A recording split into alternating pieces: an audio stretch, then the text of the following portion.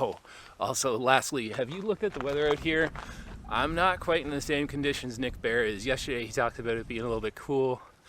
We got a little bit of snow here and it's only November, so if what you actually want to see is just me tripping around in the snow all winter, because it's going to be a lot of fun, don't plan on spending much time on the treadmill. I'm an outdoors guy.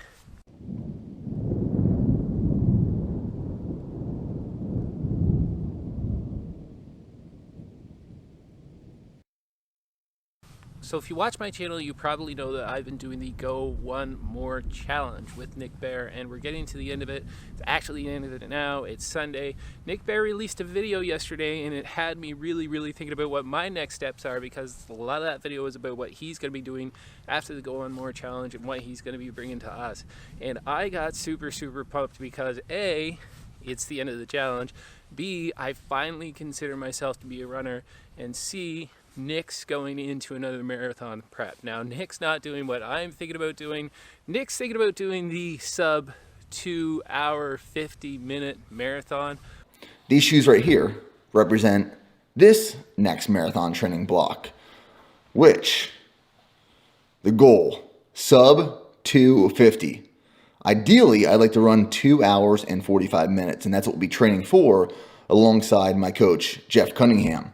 I'm not going to do that, but I want to chat for just a minute about what my next steps are. See, here's the thing, and I want to give you a little bit of backstory. The other day, I went out for a run, getting towards the end of this Go One More Challenge, and I felt like a runner. I started off the run, I got out there, I thought, you know what, I'm going to do the beginner that was slated for the day, which was just 5 miles. I started out on the run, and then I decided, you know what, I'm feeling pretty good, let's do the 9 miles for the intermediate advanced. I did that, and then, you know what, let's go a little bit further. I ended up running over 10.5 miles. Now, the funny thing is, I actually probably even ran a little bit further than that, because on my watch it said that I had only run 10.5 miles, but during that run twice, I looked down at my watch. I'm using the Apple Watch right now, and I'm going to talk about that in a second, but I looked down at my Apple Watch and it said that I had paused my run, and so I don't know exactly how far I ran.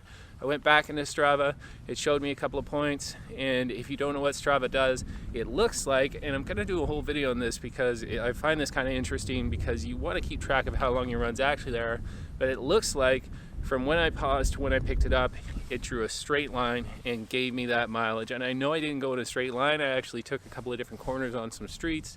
So I know I did run a little bit further. And yesterday when Nick released that video about him doing some marathon prep and bringing us along for the ride and showing us how he does his marathons and showing us how we could do our marathon prep, it got me super excited, super pumped. But I really do think that he's got a lot of things right. And 2 things I bring from that video yesterday is A, we can learn a lot from him in that he set himself a goal. He has this 100 miler coming up, but before that has even finished, he's already thought about what he's doing in the future, what he's doing next. He's planning ahead. And I know we hear that a lot, but he seems really good at it. He seems like he always has his head on straight, and he's always thinking about what's next. He doesn't just settle on reaching this goal or reaching a certain goal. He always settles on or thinks about what he's going to be doing after he has reached that goal, how he's going to move forward, how he's going to progress, how he's going to get better, how can he evolve. And so I think we can learn a lot from that. And B, even though he set that goal, he's also really focused on finishing what he's doing right now. His way of training, his way of thinking, he's always thinking of what he's doing next, but he's not losing focus on what he's currently doing. That got me super pumped. So I've decided in May, which coincidentally is when he plans on running his marathon, I've signed up, or I am going to sign up for my first marathon. Now, he is releasing a prep, he is releasing what he's doing, and he's going to take us along for the ride like he has in the past. And you will have the opportunity to train alongside him and do his program and get you ready for his marathon. His marathon is the end of May. The one I'm doing is towards the 1st of May. I've got a ton of time. I've got 22 weeks. But to start with, I'm actually going back a step, and I'm doing his hybrid athlete version 1 program. I'm going to start with that. I've got a couple of months here that I'll do that.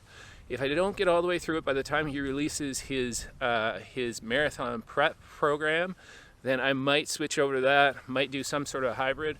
But I'm gonna do that right now because I am absolutely loving the idea of spending some time in the gym and still cranking up the running miles, still cranking up my endurance, because ultimately I still think I'm kind of on the fence. I don't think I could ever be just a pure runner.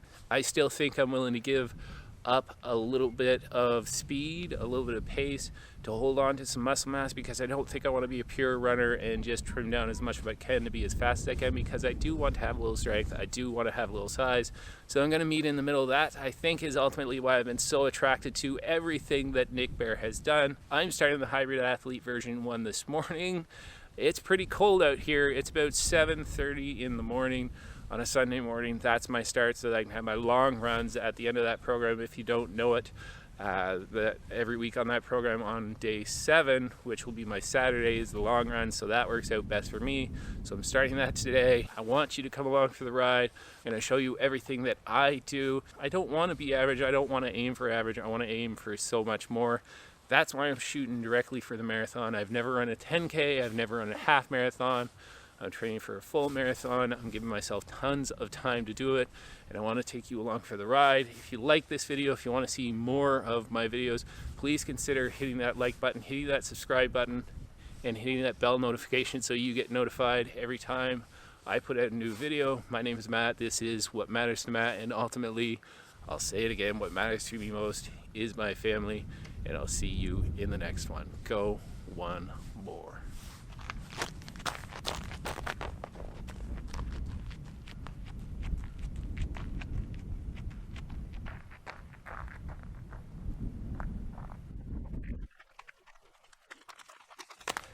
Oh, also lastly, have you looked at the weather out here? I'm not quite in the same conditions Nick Bare is. Yesterday he talked about it being a little bit cool. We got a little bit of snow here, and it's only November, so if what you actually want to see is just me tripping around in the snow all winter, because it's going to be a lot of fun, don't plan on spending much time on the treadmill. I'm an outdoors guy. We're going to do this outside. Go one more. Bye.